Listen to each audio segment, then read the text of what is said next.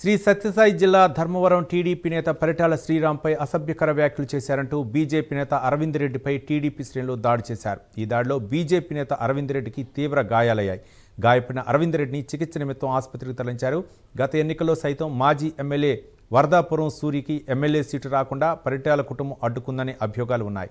ఇంతకాలం స్తబ్దుగా ఉన్న ఈ వర్గాలు మరలా దాడులకు పాల్పడుతుండటంతో ధర్మవరంలో ఒక్కసారిగా రాజకీయ వాతావరణం వేడెక్కింది.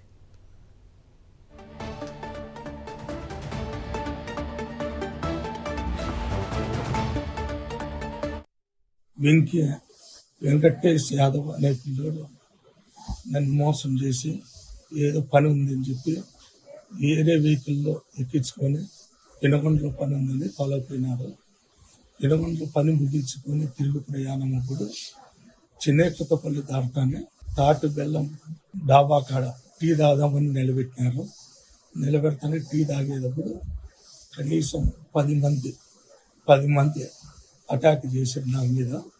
అటాక్ చేసేటప్పుడు నువ్వు పరిటాల శ్రీరామ్ అనే మగవనివే, నువ్వు పరిటాల శ్రీరామ్ పైన ఇంటర్వ్యూలు ఇస్తావా, నిన్ను వరదాపురం సూర్య దగ్గర అనుసరణ లేకుండా చేస్తాము, నువ్వు 2 కాళ్ళు భూమి మీద పెట్టి చేతులు దోదించి క్షమాపణ చెప్తే నేను ఇచ్చిపెడతాము అని చెప్తే, అయినా నేను క్షమాపణ చెప్పను, నేనేం తప్పు చేయలేదు, మామూలు రాజకీయాల్లో మామూలు ఇంటర్వ్యూలు ఇస్తాంటాము మాట్లాడుతుంటాము అంతేగాని నేనేం తప్పు చేయలేదు అని అనేదానికి 8 మంది కలిసి రాడ్లు కట్లు రాయిలతో నా పైన సంపల్లని అటాక్ చేసింది.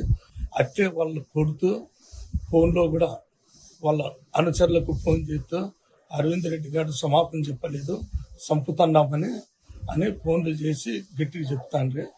అయినా నన్ను సంపల్లని 8 మంది పెద్ద గాయాలతో కుట్టిరే.